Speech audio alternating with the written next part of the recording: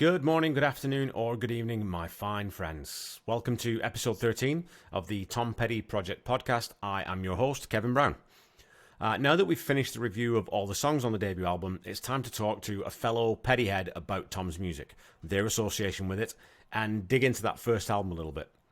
My guest for this first album wrap episode is the wonderful Dallas Heliker, a California native who has met Tom a couple of times, been to a whole bunch of shows, hosted an episode of The Last DJ on Tom Petty Radio on SiriusXM, and is just the nicest guy you could wish to talk to. We were having so much fun just chatting that I will admit that I missed a few points I wanted to cover, but I hope that the relaxed nature of our conversation makes up for that. I'm sure it will. For these album wrap episodes, I wrote a set of 10 quickfire questions, and it's going to be hard for anyone to top Dallas's response to question 8, so look out for that. Anyway, enough babbling from me. Sit back, relax, and enjoy my conversation with Dallas Heliker. And I'll see you later for my usual post-amble to the episode.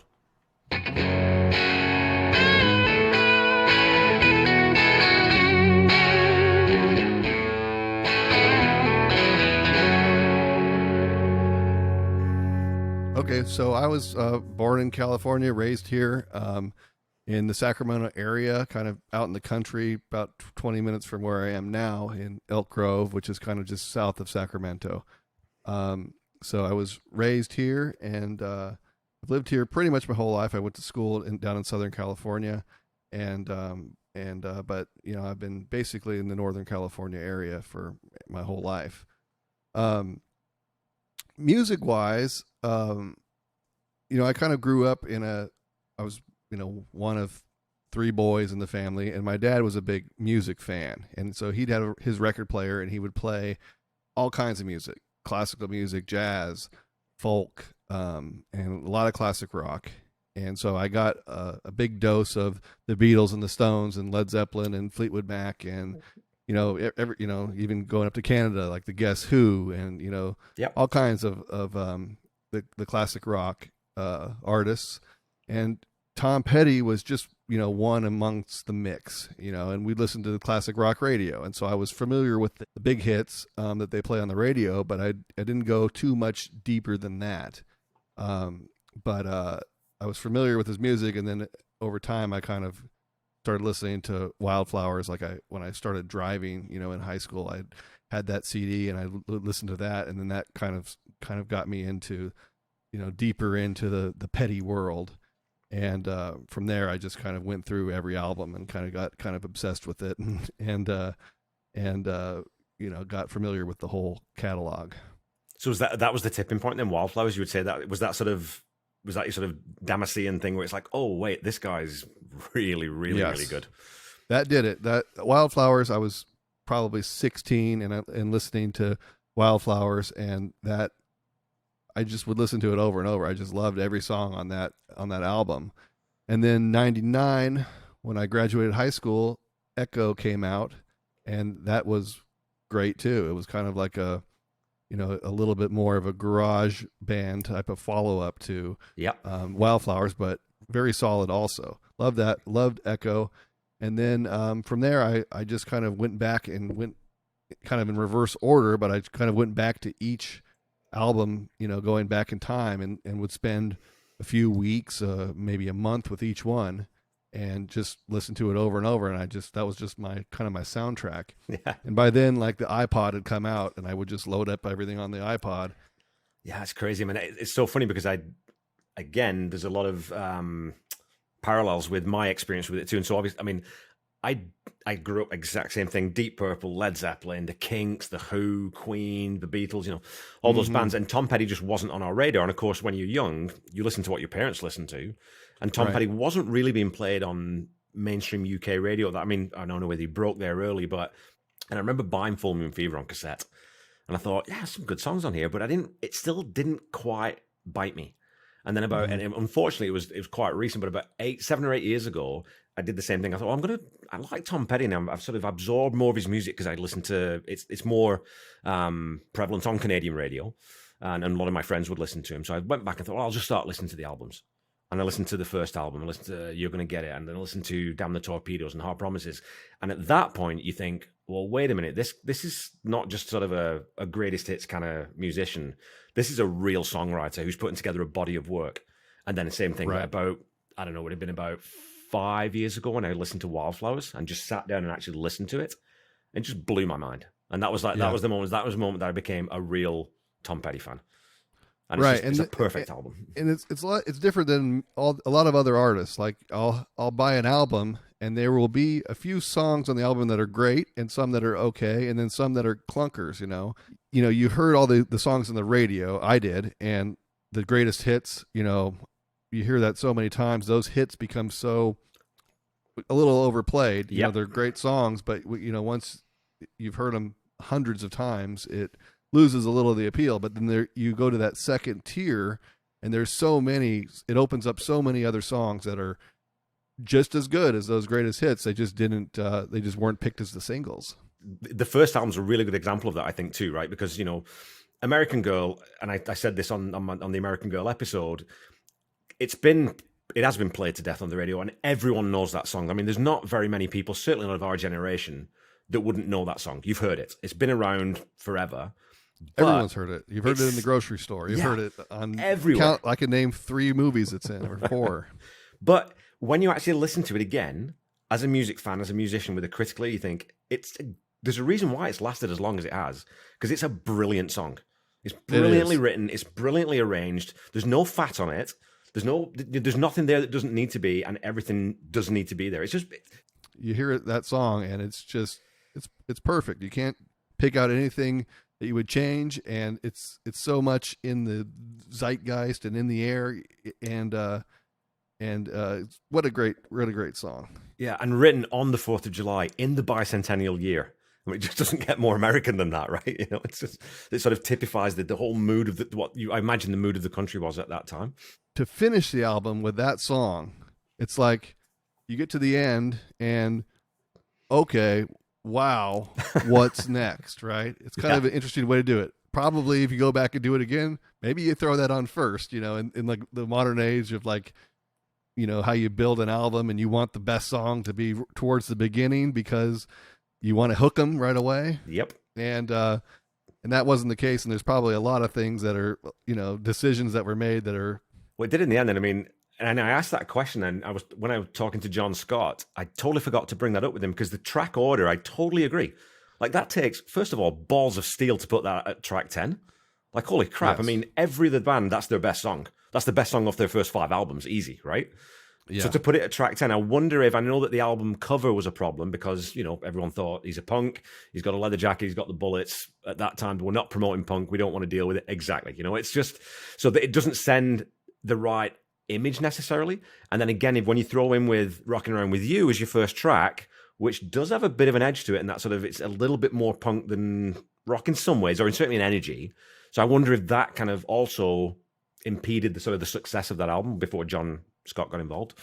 It might have, and it's an odd one to start with, kind of, to me. I mean, it does take a while to get to, like you mentioned in your review of the first song, it takes a while to get to the even when he comes in to start the first verse, and it takes a little while to get going, and it's really kind of an odd song in the Heartbreakers catalog in the grand scheme of things. Like, it's not really like anything else that they have.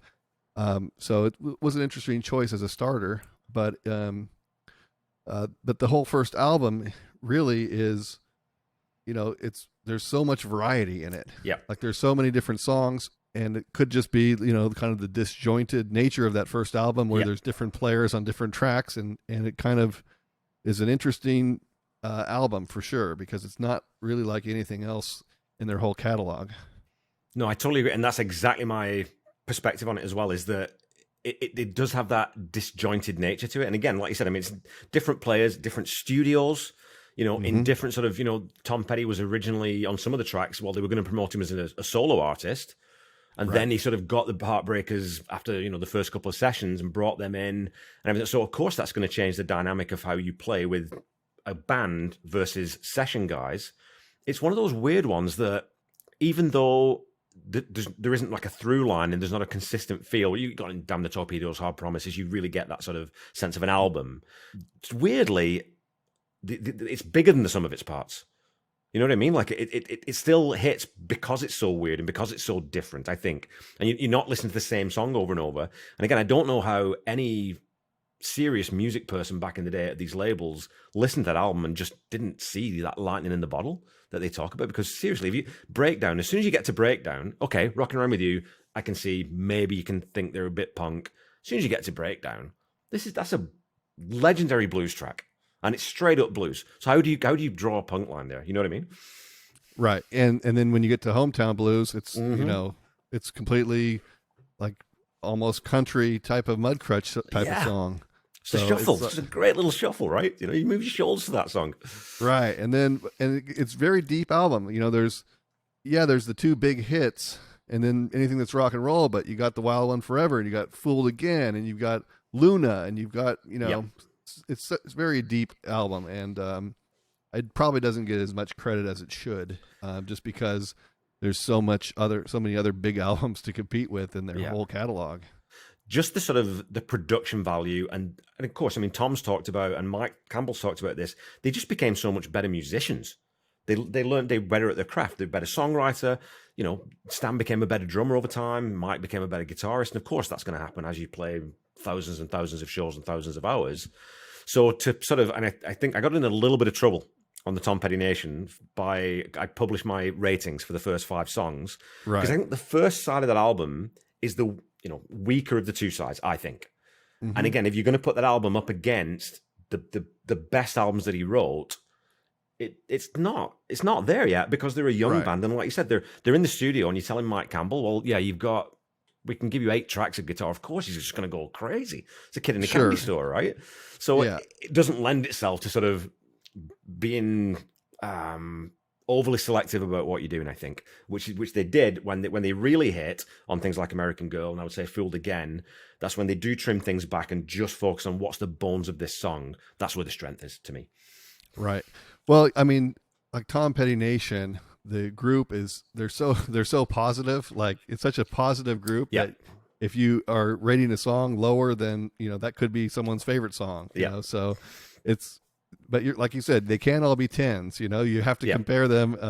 If you rate them all a 10, it's not going to it's going to be meaningless. There's no point in rating it, but objectively, Hometown Blues isn't as good as American Girl, and there's going to be a range there of ratings. So it's tough, but it's a tough crowd when you're saying anything that could be perceived as negative. Yeah, but it's just trying to do the rating. I like it. Right, and it generates some discussion, and people can debate it. And maybe you're being unfair to that one. Yeah. I think if you rated American Girl a 6 or something, then you probably would have gotten thrown out of there. But okay. I mean, just in general, though, I mean that the idea of the podcast, I think, is wonderful because you've got this.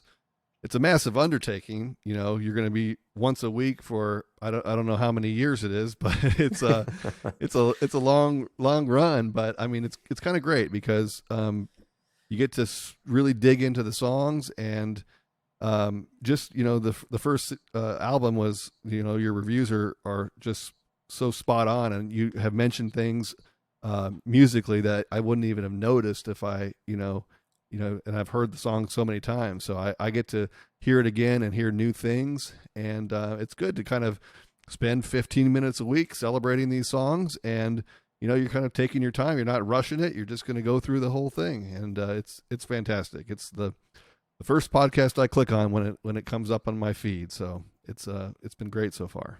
Thanks, man. I really appreciate it. I mean, and you obviously as a podcaster yourself, you throw these things out into the world, and you don't really know if anyone's going to hook into it. So when you actually get feedback from people who've clearly listened to what you're doing, it's nice. It's really sort of it's gratifying. And I think that, as you say that, for me, getting into those songs at that level and really sort of listening. Okay, all I'm going to do is listen to the drums now. What's Stan doing? What's he doing on the hats? What's the tempo coming from? Where does that come from? What's Ron doing on the bass? And usually what Ron's doing on the bass is as little as possible, just to hold things together, which is he's just one of the best pocket bass players of all time. But really, it gives you I think, a much more rounded appreciation for the music. And that's one of the reasons that I just decided to do this. It was like, well, when you listen to music at the level that a musician does, and you're a musician too, I think you play guitar, or I do a little bit, yeah. Yeah, so you do tend to listen to music a little bit differently because you can separate it out, which I don't think non-musicians do that quite as easily or as readily. So the appreciation I've got, certainly for this first album that I didn't rate as highly, when the first few times I listened to it, I've got much more of an appreciation for it now, just because I've actually sat down and learned about the songs too, right? When you get the background from the songs, you think, oh, okay. Well, there's a reason why Hometown Blues sounds so different. It's because Dunn's playing bass. Well, that explains a whole hell of a lot, because he plays totally different to Ron Blair. Doesn't play anything near the same. He's not got the same background, the same influences, So I found that super cool, and I've really enjoyed sort of digging into him to this level. So like I said, I very much appreciate your support. That's very kind of you to say. Yeah, and what's good is that the Tom Petty Nation and the whole Tom Petty online community is there's so many people that are just 100% in on his music, and it's a very supportive community, and so it's a good place to kind of put it out there. And I guarantee it's just going to continue to grow, because the whole Tom Petty community is they want to dive into this stuff and just get as much enjoyment out of it as possible, and it's a reason to go back and listen to these songs and really dig into them, and it's been great. So do you, obviously, as a music fan generally, as we all are, I mean, I'm a huge Queen fan, I'm a huge Beatles fan, but I've never really quite had the same sense of community that I get with Tom Petty, and I'm still trying to figure out exactly what that is, why he connects so differently, and I think that some of it goes beyond the music. People really like him as a person because he was so authentic and so genuine about everything he did. Do you have any thoughts on that? Like, what is it that's just that little bit different about Tom Petty's fan base? Maybe it's just that he is one of the coolest people on the planet. I mean, he was always just, the epitome of cool. Like, when you think of cool, you think of Tom Petty. And so there's just that on the very surface. But then I think his music spoke to people in so many different ways. Like, his songs are so open, they're not super specific, so they can really mean a lot of different things to a lot of different people. And it just comes across as so personal that you kind of feel this connection with him. And then he was always on the side of the fans. He was always trying to keep the record prices low and keep the ticket prices low. And he was always kind of the man of the people. And I just think that kind of translated over, the 40 years.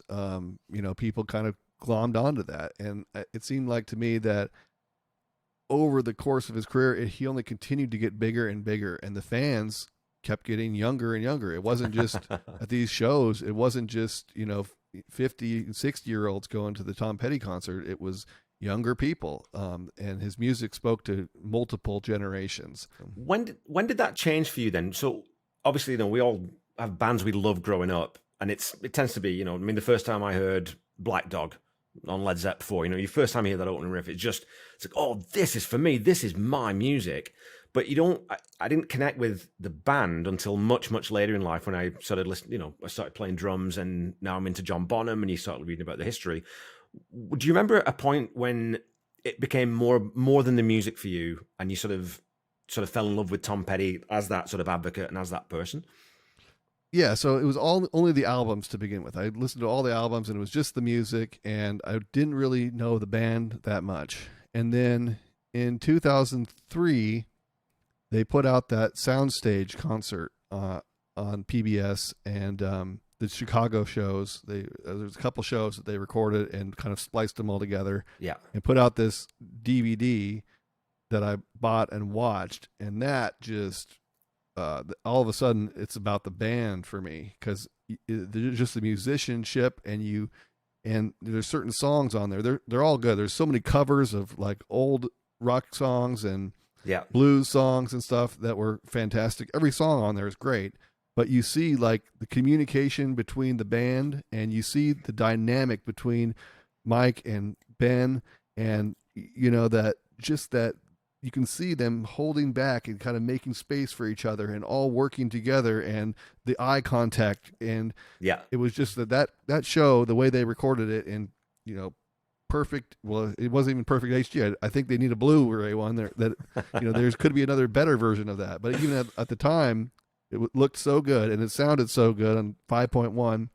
It was that did it. I was like, okay, well, I got to see these guys. And so I didn't see them until they came to Sacramento in 2005. But okay. And then that first show, that was it. That was the best thing I've ever seen. And from then on out, it was go to as many Tom Petty shows as I can. And it's a really good point there. I think that the idea that it's a band, there's it might be that show you're talking about, the PBS, when they do Walls, mm-hmm. and when Benmont goes into his piano solo, Mike and Tom both look over at him at the same time. And it's that thing of they're just watching their friend just ripping out a great solo. And I love that. Yeah. Getting to see that live. Yeah. If you that PBS thing, if you could get that, and there's all the songs are good, but Melinda, they played a version of Melinda, and during Benmont Tench's piano solo there, and they're kind of, Tom and Mike are all kind of looking at each other and just, just feeding off each other. And it's just an amazing thing. It gives me goosebumps just now thinking about it. So, I mean, it was such a good performance. And so seeing them live, there was never a bad show. It was always great. And, when people play together for 30, 40 years, you end up building that chemistry that you just can't get any other way. It's just thousands of hours of playing together. You're going to build up that magic, and they certainly did that. But they always had a good time playing together. I think, even at the end when Tom was in pain with his knee and everything, when those lights came on and they were playing, everything was perfect. Then was the impression that I always got. Yeah, but when you're Tom Petty, you've got 20 of those songs. Absolutely. Right? So you got to leave something off, otherwise, so it was tough. But was there a standout concert that you would pick out if there was one where you said that was the best one, that was the one where it was just everything was perfect? Well, the first one, obviously, it's hard to compete with that because it's just your sensation overload. Yes. Probably the one I think back to the best was just seeing Crutch at the Fillmore, the first Crutch when they first got together. Or I think at the Troubadour, I would have to say, in LA, that show. I went to a few on the Crutch, that first Crutch tour, but there was one night where they were really just locked in, and they would play covers. Like, they didn't play any Heartbreakers songs. They just played covers and their Crutch 1 album. And that was it. They did not want to lean on anything else. So they did Bob Dylan songs, and they did, whatever they came to mind, really. And some of them were like, songs that they had done back in the 70s when they were together the first time. And it was just, you had 3 Hall of Famers on the stage, and they were just completely dialed in, but they were playing to 600 people or, 400 people. Yeah. And the energy in that room was something else. And it was just such a small, intimate thing that that's a tough one to beat. And it didn't play any hits. The first time I went to the Crutch show, I maybe heard the album the day before, maybe. It was like brand new songs. So I didn't know any of the songs that they were playing, but it was a very unique experience. Yeah, and I was thinking about that too. Like, how cool is that to be at that level that Tom Petty and Mike Campbell and Benmont Tench were, to turn around and say, you know what we should do? We should get Tom back out and we should put Crutch back together and just go tour that and play 600 seaters. Well, really, you're not doing that for the money. That's just for the love of playing and the love of playing with your friends, right? They were losing money on that whole venture. Yeah. I think even losing money on, when they did the Fonda and the Beacon at the end, it's such a big operation that to play a venue that small and only sell, 1,200 tickets instead of 15,000, it's hard to make that work. But, they wanted to challenge themselves and change things up and do things differently and be able to play a set list that featured some more covers or some lesser known songs. and that allowed them to do that, and it was certainly great. I'm sure at some point we're going to see some live releases from some of those later runs, because there was some great songs that they played on those shows. We're gonna play Bo Diddley, and we're gonna play JJ Cale, and we're gonna play all these old acts. And I don't know about you, but like, there's all these artists that they were inspired by. And I always do this when I go down rabbit holes with artists. You get into, well, what were their influences? Where does that come from? Oh, holy shit! I can hear that. I understand where that comes from. That Bo Diddley beat. Yeah, I hear that now. I know where that's coming from. So I mean, that was in April 2008. And we were at the show, and there was we were kind of in the Troubadour waiting for the show to begin. And I was, drinking a beer, talking to my friend Jeff, and we were talking to this couple that was there, just kind of shooting the shit. The guy turns and kind of knocks my beer and spills it. And so he goes and he buys me another beer. I said, "Oh, thank you so much," and we're chatting. And then the show starts, and great show. And then we're about halfway through, and the guy turns to me and says, "Hey, Prince is about to take the stage at Coachella. I've got a helicopter standing by, and we can get there by the time it kicks off." I think I turned to the guy and said, "No, we'll stay for Mudcrutch." I've gone back and looked at the YouTube clips from Coachella that night. Yeah. And Prince, when Prince played. And it looks like it was a good show, but I'm happy I stuck with Mudcrutch. I always think that, there's that clip obviously at the Hall of Fame when Prince and Tom play While My Guitar Gently Weeps. And there's a little thing there. We talk about that chemistry between bandmates where Prince looks over and he's kind of grinning, and his eye line, he's kind of got to be looking at Tom Petty. And then they cut to the band and Tom's grinning too. And you think, well, those guys, first of all, both great musicians. But also, again, that thing, I think maybe they had that chemistry where they both stuck it to the label and had that sort of thing. So, but man, turning down a helicopter ride to see Prince, that's hardcore, dude. That's pretty cool. Yeah, that was funny.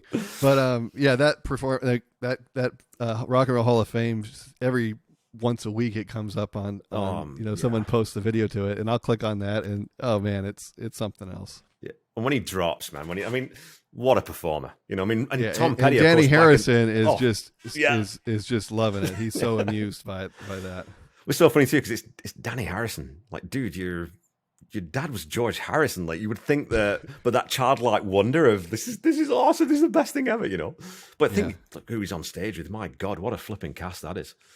Yeah. And I think about that too. That I think I got into Tom Petty mainly through the Wilburys, because my dad listened to the Wilburys because he's a big Beatles fan, and so I think that was my first exposure, like even before Full Moon Fever.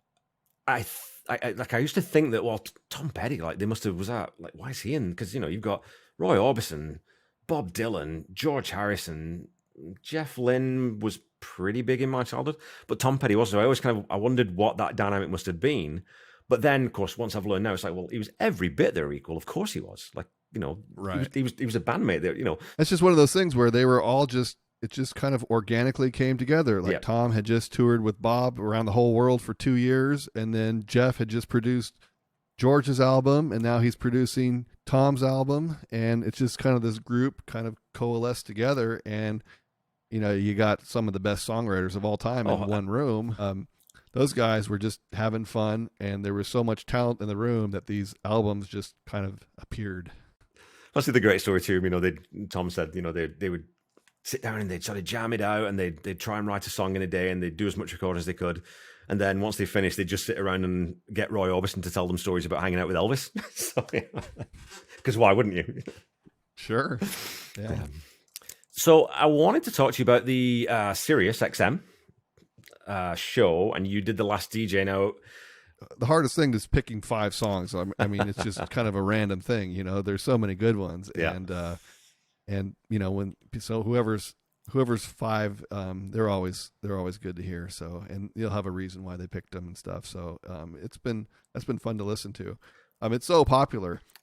People all the time are posting on Tom Petty Nation.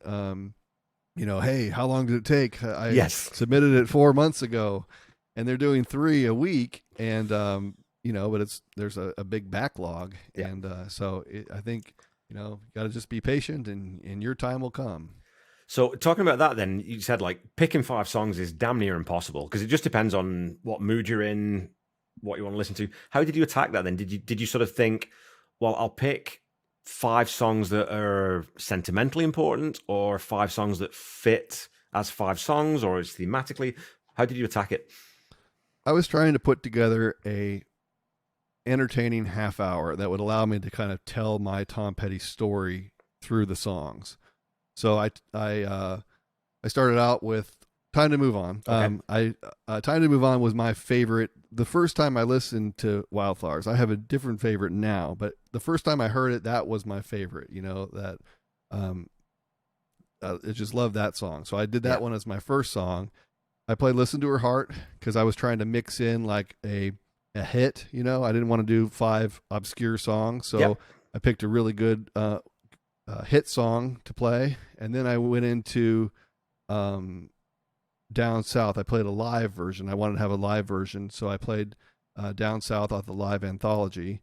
And when I met Tom, that I told him, no, I didn't tell him that. I told him I liked the Trip to Pirates Cove, so I played the Trip to Pirates Cove, and then I also I finished it out with Shadow People, which the second time I met Tom, I told him how much I like Shadow People. So the 2 songs that I told him personally that I liked, I told him I played those 2, and then a hit, a live one, and then the song that kind of got me into it. So that was kind of my set list there.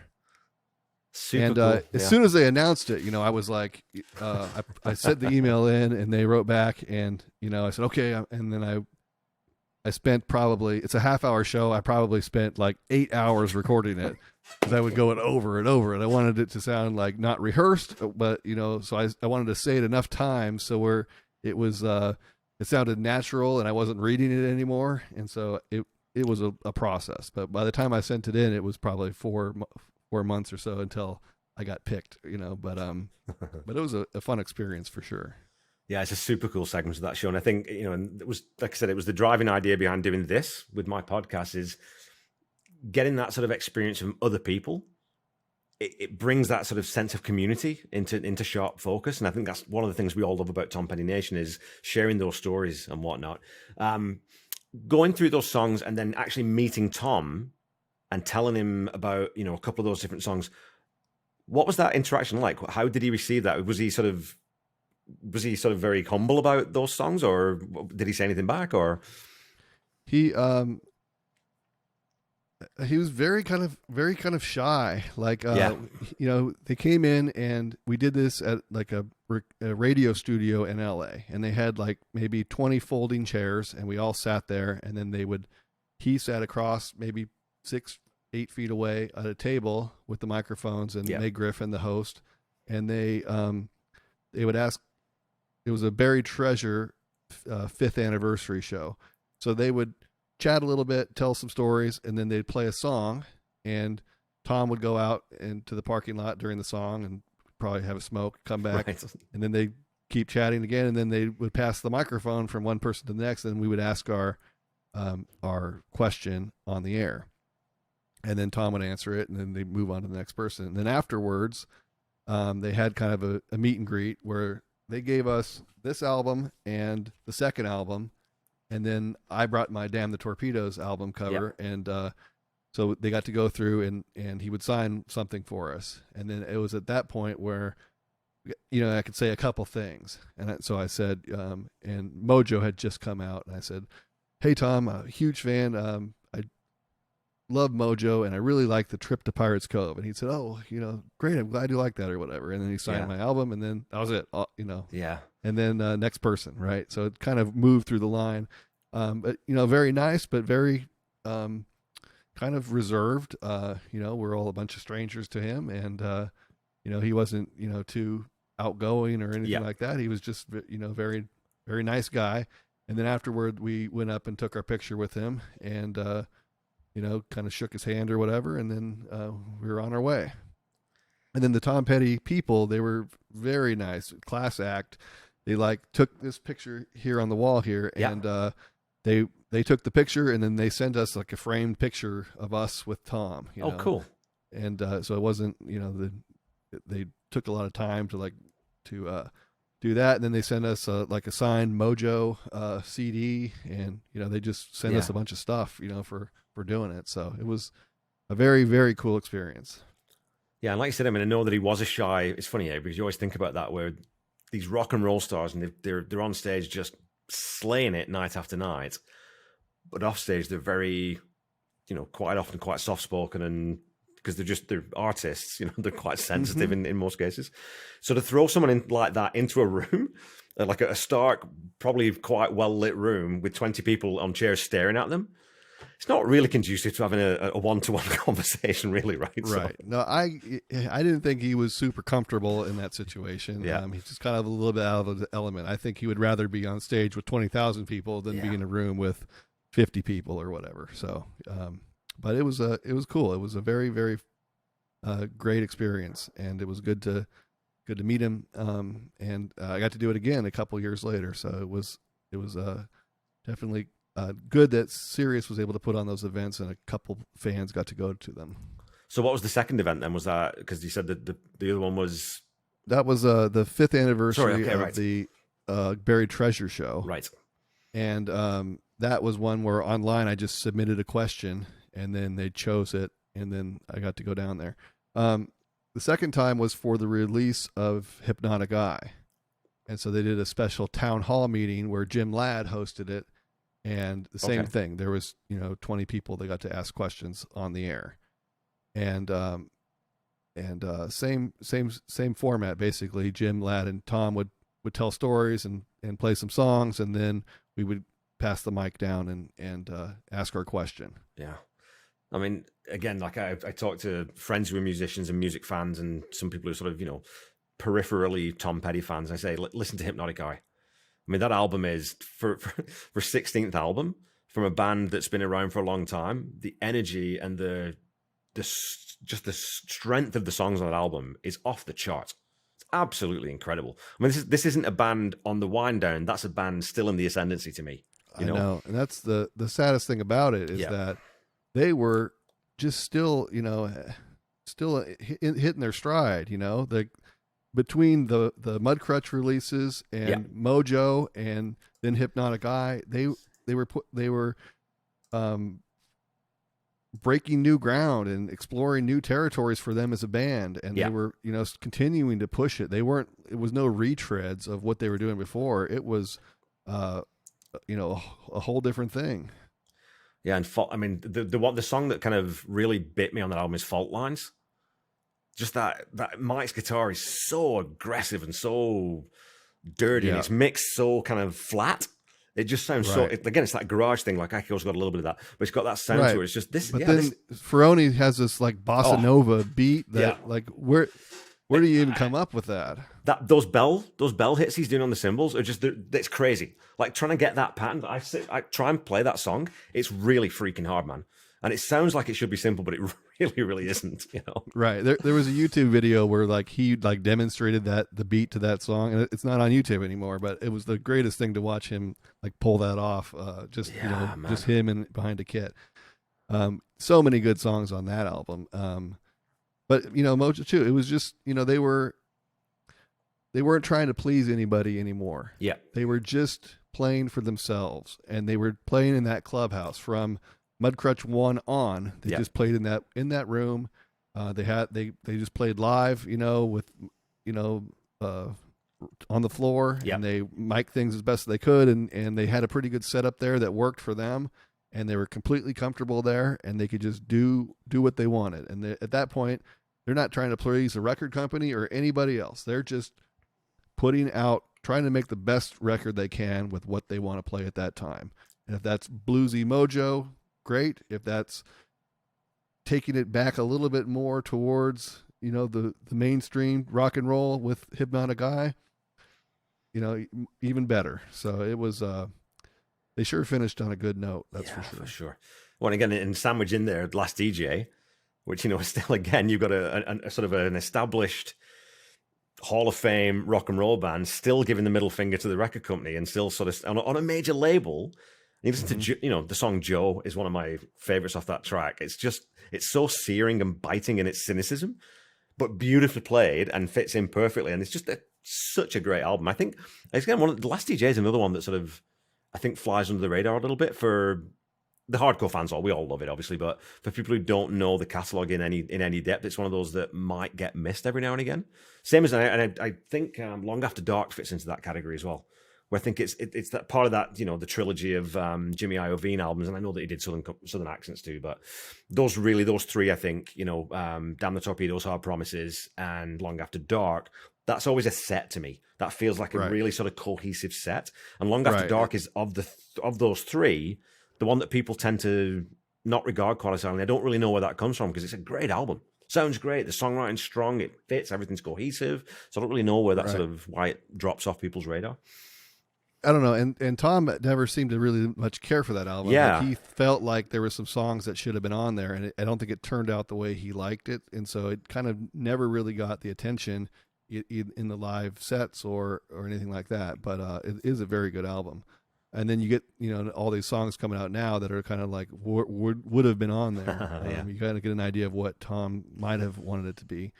You mentioned Last DJ though. That's a whole nother thing. It's like there's so many good songs and rockers on that, and it's also, and it tells that story throughout it. It's kind of the most theme specific album in the whole catalog. It's probably the closest they ever came to sort of a concept album, right? Which really is what it is. It's like I said, it's a narrative from start to finish. And I think there are a couple of songs in there that not filler, but they're sort of placeholders to give some of those other tracks time to breathe. But when Money Becomes King, I mean, what a friggin' song that is!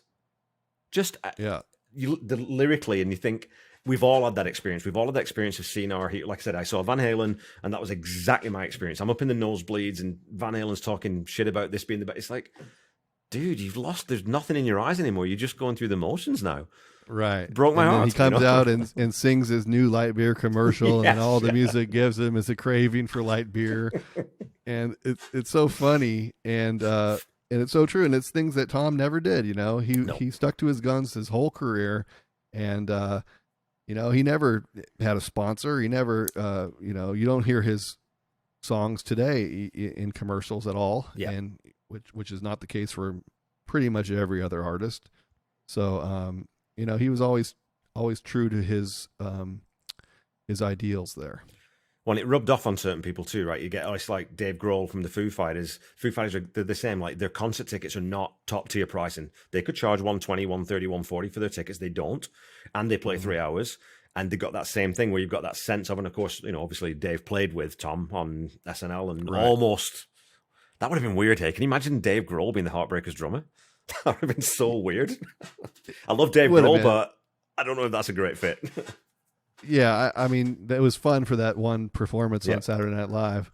But Dave, he had his own trip, and he was on his own journey. But I do think that Tom influenced him a lot. And sure, that work ethic, and again, that sort of playing for the fans and making sure that you're engaging them. So when the concerts that you saw, because you've seen them, how often did you see the Heartbreakers play live? Heartbreakers and Crutch 25 times. Wow. And so what was the sort of set length? Like how long did they usually play? Because they played quite a long time, right? Most of the time. Yeah, usually about 2 hours. Yeah. It's so funny. I mean, it's like Foo Fighter territory, they'll play 3 hours, but the Heartbreakers would play usually around 2 hours, maybe a little more. But it was pretty consistent on that. Yeah, they would mix in, they'd mix in a cover or two. They'd play a Wilburys song a lot the last few years. They would try different stuff out for sure. Yeah, one of my favorite, and I don't think they ever played this one live, but Cool Dry Place is probably my favorite. Well, end of the line probably, but then Cool Dry Place, just because it's such a Tom song. It's got that swagger and that little bit of cheeky sort of tongue-in-cheek kind of thing. But I would have loved to have seen that one played live. Well, I'm going to give you my 10 quickfire questions. All right. So the questions are roughly quickfire. You may take as long as you like to answer. It's no time pressure. So, okay. So number one, the awful question: favorite Tom Petty album, and you can only pick one. To your grave, you had to pick one. what's the one album you're going to pick? I guess I got to go Wildflowers. That's the one. I mean, it's a long album. There's so many different styles and songs, and every song on there is great. So there's you can't go wrong with Wildflowers. Right on, That's the one. Okay, question 2. Mud Crutch or Traveling Wilburys? Mud Crutch. Okay. I love that band. I saw them, I don't know, 6 or 7 times, and those 2 albums. There wasn't, there was plenty for just 2 albums of material. There was a lot there, and so much good music, and it's cool having Tom play the bass. And super cool that he obviously at that stage sort of stepped back a little bit from complete control of the songwriting and allowed in a lot more of the contributions and even the vocals from the other guys in the band. Right. I think in the original Mud Crutch, Tom had a lot more. He took more center stage. Yep. But when he brought them all back, he kind of said, "Oh, I'm just going to be one of the guys here, and everyone can contribute a song on that second album. Everyone wrote a song, and he wanted to kind of step back and play the bass and let other people, share the spotlight. And he didn't have to do that, but it's one of those things where I think maybe he always kind of regretted how Mud Crutch ended, and he wanted to kind of come back and revisit that, and he kind of felt that there was something that he had left behind there that he needed to explore, and he got to do that for a couple albums, which was great. Okay, question 3. If you could join the Heartbreakers on stage for one song, what would it be, and what instrument would you play, or would you sing? I would play the guitar and sing The Waiting. I think that's like my go-to karaoke song, and I do a pretty good job of it, and I can play it on the guitar pretty well. So I think I could do a serviceable job on that. Right on, man. Yeah, that's one of my top 10, top 15 songs for sure. And you've seen a lot of Tom Petty concerts, so this you might actually have an answer to this that is someone you have seen. Who would be your dream opening act at a Tom Petty concert? Well, you mentioned Foo Fighters. I think it's hard to go wrong there. I think I'll take them. It'd be very long. It'd be very long concert. Very long, yes. In 2017, I went to Bottle Rock in Napa. It's a festival there, and the Heartbreakers played Saturday, and the Foo Fighters played Sunday, and so that was a pretty good lineup. Good double whammy, yeah. Okay, your next question is favorite band member other than Tom. It's unfair. It's tough. I'm going to go with the co-captain, Mike Campbell. I think without Mike, I don't think it would not have been the same thing. I think he co-wrote a lot of songs with Tom. Usually a couple on every album. But just that having that master guitar player, and his guitar playing is such that it's not a virtuoso guitar playing. He pulls it back and plays just what you need to fit that song. Yeah. And without that, I think the Heartbreakers are missing a big part of it. Like, I think that having that extra piece there, not only do you have a great songwriter, and great songs, but you have that extra rock and roll, perfect guitar part for the song. And it doesn't work as well for me without that. I think Tom realized that too, because he glommed on to Mike from the beginning and says, "You're in my band forever." Yep. And he was there the whole way, through everything. He went a whole career, and then Mojo, he's like, "All right, you just got the guitar you always wanted. Go ahead and open it up and shred." And he did, and that was a very cool thing about Mojo. But yes, I mean, Mike was always there, even when it's a solo record. It's still Mike Campbell and Tom. Throughout the whole thing, Mike was always a big part of it, and he was always at his side. Yeah, it's just that symbiosis, right? That natural sort of, and again, just good friends. Like, they genuinely loved each other, and they were tight. And that makes a difference when you're writing with someone. Sure, they were brothers. I mean, yeah, they without a doubt, that's the case. Alrighty, if you could go see any Tom Petty concert from history, which one would it be? So the one that you didn't go to, which one would you go to if you could pick any? when they played in London, they played at I don't know if it was the O2 or Royal Albert Hall or something, on one of those early tours, like maybe 1981. And there are some cuts from that on the live anthology, and just to be able to see that era of them, because I didn't see them till 2005, so it was back, the post Last DJ. Ron is back, Steve Roney's there, but I would like to go back and see when they're at the height of their game, with the original five, with Stan Lynch on drums, and I really like the Heartbreakers live when Stan is the main harmony singer. Yes. I think he and Tom harmonize so well together, and it would have been good to see a young Tom and that original band, and maybe a few years after they've been going, post refugee, give them all the songs, right, and then let's see them right there in that height. So maybe 1981 or something. Number 7, Walls Circus or Walls number 3, which is the better version? Oh, I like Walls Circus. It's a little bit it's got those Lindsey Buckingham high odd vocals in there, and it has all those the kind of the strange sounds, and it's a little out there, but it's very fun and a great song. So the other Walls is it number 3? Yeah. Or number 3 is it's good. It's kind of more of your classic Heartbreakers sound. Yeah. But the experimental stuff on Walls, I enjoy when I hear that. Okay. If you could pick any artist to cover any Tom Petty song, who would it be and what song would they cover? How about let's do Walls, and let's have it done by Muse with Matt Bellamy, and kind of a more electronic, a little more guitar forward, and then obviously the vocals he can handle. So it's going to be a completely different version than the Walls we know, but I think that'd be fun. Oh man, I wouldn't have gone there in a million years, and I love that you did, because now I want to hear that. I really want to hear Muse cover Walls. That would be so cool. Question 9, the penultimate question in this round. What song do you most frequently recommend to people who don't really know Tom's music? Kind of hard to go wrong with like Learning to Fly.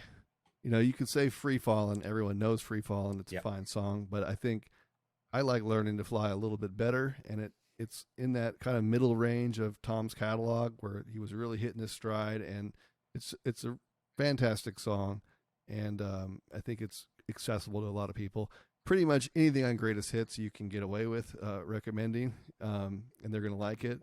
But I'll go with Learning to Fly. And I love that the stripped back version on the Live from Gatorville on End of Running Down a Dream. That version he does, it's just him. It's so evocative and so personal, and that connection with the crowd when they're singing, that's so cool.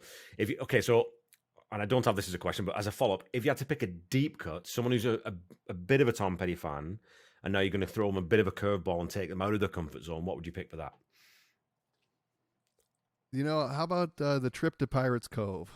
Go to Mojo, and I really love that song. It's a story song. It's got that kind of ethereal, kind of echo-y type of thing, and it has that Peter Green guitar licks, that it's a song that it never comes up very often. People don't really know it. It's a pretty deep song, but it's so enjoyable and lyrically so good. I'll go with that. The Trip to Pirates Cove. I like that phrase, that story. It's a story song. And that's where I think, most of the, Free Fallin' and Running Down a Dream and Won't Back Down, those are sort of tailor-made for radio, and they're big hits. They've got big hit written all over them. But Tom often was at his best when he was writing a story. Something big, right? I mean, that narrative, the way he could sort of plug a narrative together, those are the ones that always fascinate me, because it's like, obviously you've got this idea in your head, and it's like a novel. It's a novel written in 3 minutes, and so he had that. He had a talent for that. That Dylan has it, and there's a few people have it, but not many could do it as well as he did. I don't think. Right, and there's a couple on Highway Companion, like Down South is kind of like that, Yeah. and Big Weekend. Oh. They're little things where it's like, it's not a complete story, but they give you enough information where you can kind of fill it in. Like something big, you don't know what's going on there, but you can kind of guess what it is. So he's not just telling it to you completely outright. Yeah, but you listen to it and you can kind of fill in the gaps. But he was very good at those story songs where he wasn't too specific, but he gives you enough information. But there's so many songs that he could write love songs and love lost songs, plenty of those. And then he'd write about the underdog. He'd write about coming of age, and he would write about reminiscent, looking back at the past. There was like themes he would use throughout his whole career, and there's just so many good ones. It's so unusual to have that too, right? When you've got you have great songwriters, you have great vocalists, and again, I think he's underrated as a rock vocalist quite often because he was a phenomenal singer. And then you have great performers, and it's not often that those three all land at the same time, And you've got Freddie Mercury would be a good example of that, and I think that, again, like you said, having that sort of broad palette to choose from of songs that he could write, and then get out on stage and perform. I can't remember which book it. Maybe it's in. Was that Conversations or Warren Zane's book? But it was talking about thinking about the way to deliver a song vocally, and thinking about what the character is in that song. Always fascinated me, and that's because he changed the way he'd sing songs. I mean, he had that. Oh yeah, completely. We see on the first album, like there's several different voices he uses in that first album, and you kind of just in the first album you see him use these same style of singing on other songs all the way throughout his career. But he's capable of really doing the kind of the nasally Bob Dylan type of song, but then he can also turn it around and sing something more melodic, and then sometimes it's more country, a little more grittier in the voice, and sometimes it's a little more affected where it's like he's hitting things more, or sometimes he'll be singing at the upper edge of his octave where he has to really push his voice to really get that real emotion that kind of comes out when you hit that. And people, like you said on one of your previous shows, people don't give him a lot of respect for being like a great singer, but he's able to use his vocal talents to an amazing range of styles. His phrasing was impeccable, like the way he could take his lyrics and phrase it in just the right way to where it works out. It just works out for the song. And you see so many people cover his songs that don't have the phrasing right. They will do it differently than he did it, and it's not as good. Yeah. And it's one of those things that's very underrated in music in general, is being able to take a lyric but then get it to fit the song in a certain way. And he was really, really good at that. Better than anybody, maybe. I totally agree. And it was funny because in the last episode in American Girl, when he sings balcony, that's not how you say balcony. No one says it that way, but it has to be that way in that song because it punches harder and it fits the cadence of where he's going musically. It's so clever. Like, it really is. It's so clever to take that jump to just say, well, yeah, I'll just sing it that way. That's going to work. And I think that may be a little bit sort of Florida, but it's not. No one pronounces it that way. So that's a choice. That's a sort of deliberate, conscious choice to do that, right? Right. There is some of those Florida things that get in there where he'll say certain words a certain way. But like, you listen to Roger McGuinn's version of American Girl, and it's not the same thing. It doesn't work like Tom's version. And some of it is just those little things that make it fit. So that, I mean, maybe Bob Dylan is better than Tom was, but at the phrasing. But I don't know. It's an art. I guess you can learn it, but I think he had a certain special something that allowed him to do that, and it affected every single song he ever did because it's always there. listening to John Scott about how close it was to being done, right? Like 6 weeks, like man. 6 weeks. Right. And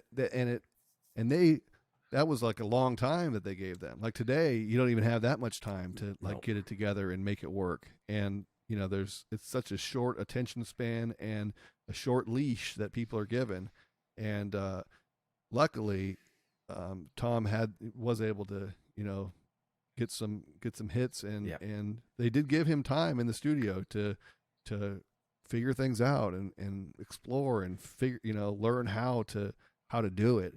And that was Denny Cordell, and having a little faith and giving him a little time to get his feet wet in that different. It's a completely different art than just performing. Okay, the last question in the quick fire round, which is taking about half an hour. Yes. Describe Tom Petty in 3 words. Genuine, creative, and awesome. I love it. Right on, man. Okay, so we'll finish up. I just wanted to sort of give you the chance to tell my listeners about, and I'll probably cut out some of the preamble that we had, but about your podcast, and about some of the things that you're doing, anything you've got that you want to get people to listen to outside of the Tom Petty universe. I mean, outside of the Tom Petty universe, I run a website, beeroftheday.com. If you're into craft beer, we feature a different beer every day of the week. So if you follow us on social media at Beer of the Day, Facebook, Instagram, Twitter, and we have a podcast too that we come out with about once a month. But for the past 6 years, we've been featuring a different beer every day, and we're up to several thousand now. And it just kind of celebrates the craft beer around the country and around the world. We do beers from everywhere. So check that out if you like craft beer. Completely not Tom Petty related, but it's something I'm into. Right on, man. Well, it's been fantastic talking to you. I love that we have this community of people who are sort of brought together by something we all love, and that we can also have the technology to talk across, I don't know, well, we're probably about 2,000-ish kilometers, I would say, probably. And we found out that we share a lot of things in common, and we've had a great time. And I think that moving forward, I'm really looking forward to doing this again with different people, and hopefully, and then, in fact, no, I'm not going to say hopefully. I'm going to say definitely. I'm going to get you back on later on in the podcast run, and we'll see where things are. And that's probably about it. I'm always terrible at finishing interviews. I always kind of trail off and just start talking absolute nonsense. Well, you could just cut in one of the sound. The bumpers there, yes. And then you're good.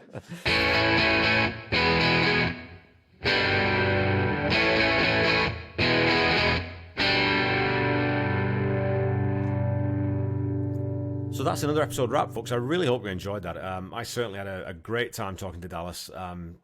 It turned out that we have a hell of a lot in common, besides Tom Petty's music. So it was a really easy conversation to have with someone that I really enjoyed talking to, and I hope that eventually when I get back to California, I can touch base and enjoy a delicious craft beer with at some point. Don't forget to follow me on Facebook, Instagram, and Twitter, or any of those that you're on. It's at The Tom Petty Project, or on Twitter, it's at Tom Petty Project. And please leave a review or a rating if you haven't so far. If you're enjoying the podcast, again, please help me spread the word by sharing this episode or any of the other episodes on your social media. I'll put a few links in the episode notes to some of the songs that Dallas and I discussed, as well as a YouTube playlist of his last DJ set, which is a great 5-song combo. Remember to DM me if you'd like to come onto the podcast to talk about Tom or a specific album or a favorite concert experience you had. Honestly, I just love talking to other Tom Petty fans. Until we meet again next week, keep listening to and sharing Tom's music. Try to be kind. Try to say I love you to someone at least once a day. Stay safe and healthy, and I'll be back with you next week to talk about a track from the official live Leg album, Dog on the Run. Not to be confused with Dogs on the Run. That episode is actually dedicated to Paul Roberts, who reached out on Facebook to ask me if I was going to talk about it, so I decided that I would do out of sequence. Bye-bye.